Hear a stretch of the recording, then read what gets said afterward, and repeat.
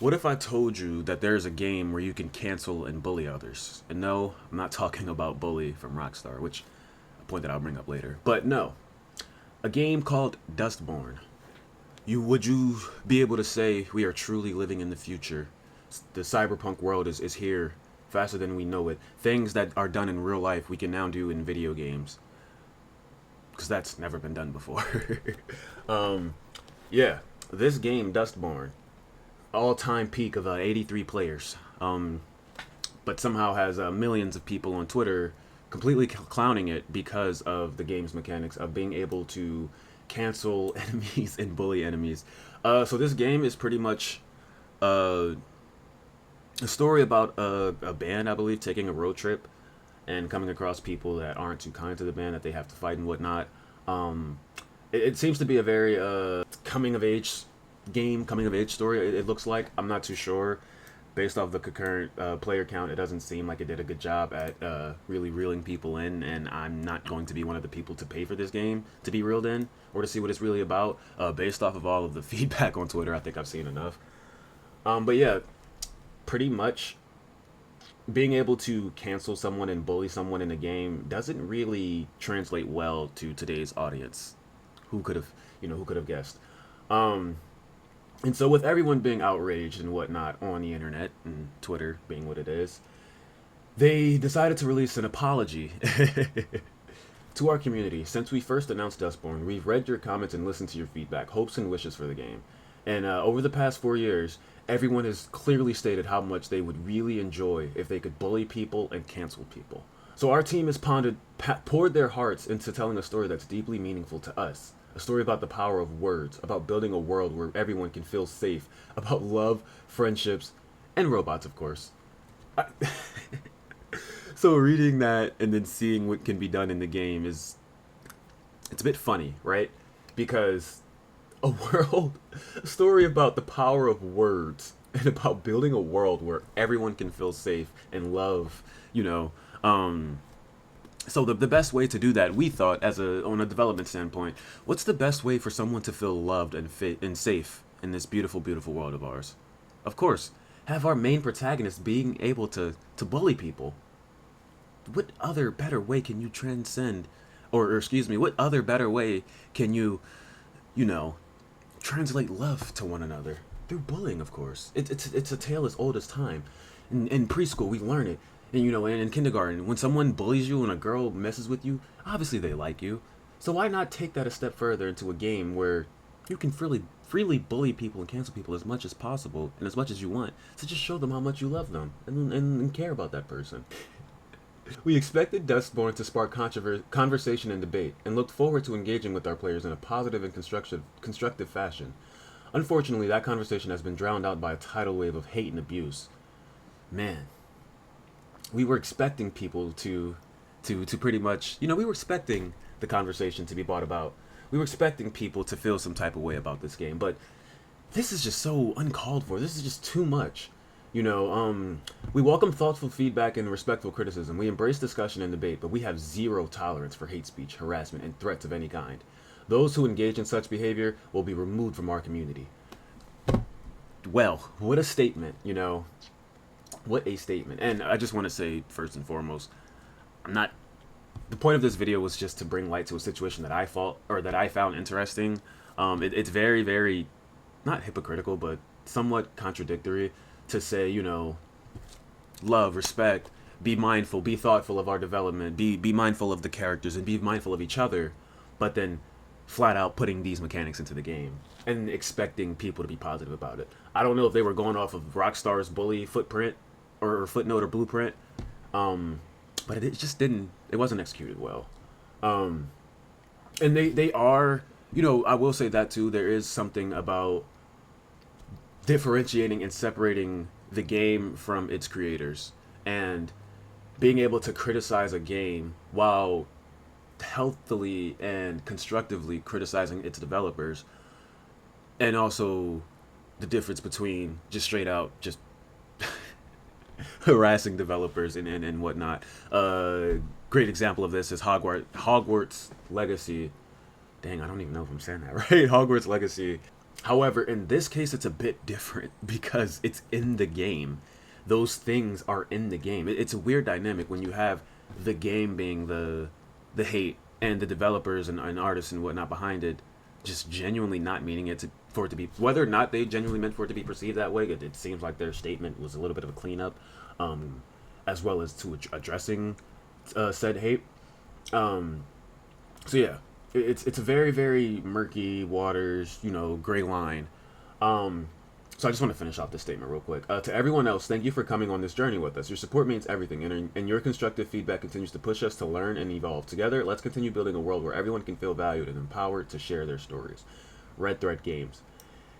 And since this game came out, like I said, with its 83 all-time peak, there's definitely been a lot of controversy surrounding it, from people commenting on it, from game companies, review critics, all that commenting on it. One of the tweets that I saw someone responded to it said some pretty not interesting stuff, but made a pretty good point. But pretty much they said they summed it up pretty well how the public is taking it. I'm going to blur out their name, but they said the main character in Dustborn uses her powers to cancel, bully, hoax, manipulate, and gaslight others because they don't share her beliefs. You are the advocates of hate speech, harassment, and threats. Pax is not a hero. She's a sociopath, and you not recognizing this is insane. And so someone replied to this tweet with a very, very good point, saying that, I'm going to blur out his names and some of the stuff for obvious reasons. But he said there's a game called Bully, and that dude is less of a bully than the main character of this game. And even though that probably was, or the tweet is a joke or whatever, it did bring up a really good point about Rockstar's game Bully, which begs the question of, is there a right or wrong way to be a realistic villain in a game? And realistic villain being like, is there a way to take today's current problems and conflicts and translate them into a video game in a realistic way that's still, or in a way that's still somewhat realistic, but also still grounded in that fantasy realm of it's just a video game, and to still be able to differentiate the two. And Bully came out in what, 08? No, the remaster. My timeline's getting confused, but I remember playing Bully when it first came out, and just being like, wow, this game is fun because it feels like it allows me to do stuff that I wasn't able to do in real life. It allows me to do stuff that wouldn't be accepted in real life and whatnot. And as of course, as time goes on, we change, things change, our mindset and the opinions change based on the world around us. Modernism, all that fun stuff. So things that were accepted back then aren't accepted now. '09 COD lobbies is a prime example, but Bully really being a great point to bring up in comparison to this game, where in this game you can straight up cancel and bully people, whereas Bully, so the difference I'd say between this game and Bully is that Bully made it a point to say, this is our game, this is what we're going for, this is the point of the game. To whether it's to be controversial or whether it's to be a bully or an a-hole or whatever the case may be, where Red Thread Games and Dustborn, their goal is to tell a story, a pivoting story. What did they say? About the power of words and building a world where everyone can feel safe and love, but then putting those type of mechanics into it, you can see where people are finding the fault in the game and the controversy, where the controversy is coming from. Whereas Bully, it's what you get is what you expect. It's called Bully, for Christ's sakes. We're going into a school as a high schooler and bullying others and getting what we want. And there are literally mechanics to the game where you're, depending on how good of a person you are to certain people or how bad of a person you are and your charisma and all, the game was made for you to do these things. Whereas this game was made for you to enjoy the story or whatever, but having these mechanics in there, and it's like, how are you supposed to feel about a certain character when you're supposed to feel love and this and the third, but then they're doing stuff like this? It's very hard to enjoy it, when you got these things in there, and it's like, well, am I supposed to be enjoying a world of love and whatnot, or am I supposed to be enjoying a world of doing what you want, bullying people, etc., etc., being a sociopath, as this person put it, which is up for debate, but it's just a very, very interesting dynamic and whatnot. Like I said, I don't know too much about the game itself and where it stands. However, I did, like I said, I just thought it was overall interesting with the controversy surrounding it and whatnot. The three main points that people are posting or of the game, which are the tools, or I guess when you unlock the ability to do these things, and the main things I'm seeing is normalize, bully, and cancel, which I've talked on the entire video. Where it says we've learned how to normalize negative emotions. Normalize gives us the ability to make people think certain behaviors or feelings are normal, but I'm not sure it will do much for us in a fight. Then you have cancel. We've learned how to cancel someone. Cancel will allow us to isolate people from their friends and compatriots. In battle, this could be a useful tool against enemies. Yeah. Let's isolate people and make them fall into a great depression. And then bully. We've learned to bully people. Bully gives us the power to force people to do something they may not want to do or to make them feel bad about themselves. In fights, this could be highly effective on targeted enemies. Wow. So you could see where like some people may take offense to this, but you can also see the rebuttal to this whole argument, which I've been seeing, is that since when have we as a society not been able to differentiate the work from real life and not be able to go, hey, it's kind of that age old debate of does video games cause violence or lead to violence? Can we play a game and not translate that into the real world? Like, are we not able to play a game and separate that? Like, okay, this is the game. This is just in this game. I'm going to real world. I'm not bullying and canceling and shooting. You know, I'm not doing GTA IRL. So that's sort of been the huge argument against what everyone is saying in the controversy of like, well, are you just not that? I'm gonna, you know, I don't mean this is to be rude, but like people are. This is what other people are saying. Well, are you just not competent enough that you can't take this outside of the world or outside of and put this into the real world? Like obviously you're not doing this IRL. Who's that stupid? You know, et cetera, et cetera. And it's like, yeah, but kids are very impressionable. Young people are very impressionable. And there is that person, that everyday person that just genuinely can't differentiate the two. And whether that's because they choose not to or just because they don't understand the whole idea of, you know, what you and I may understand of, well, this is just a game. Developers are just specifically making this, you know, to express themselves or their creative mindset, etc. Excuse the stuffiness. My allergies are acting up. I just wanted to add to this note saying that it's not even just video games where this happens. There are people that watch anime and take it to the extreme and then live their life like those, you know, that main character energy. There are people that even that go to the extreme and wear dog outfits because of how much they love dogs and think they can, you know, want to live like one.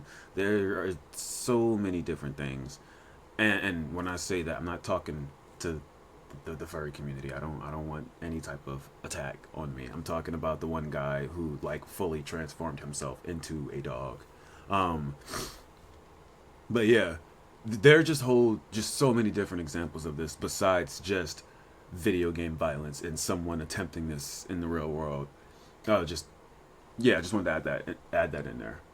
I mean, think about it this way. Back when GTA and all that stuff first came out, even though we all clearly knew, like, it's obviously just a video game, this isn't the real world, there were still cases of people translating those games into the real world.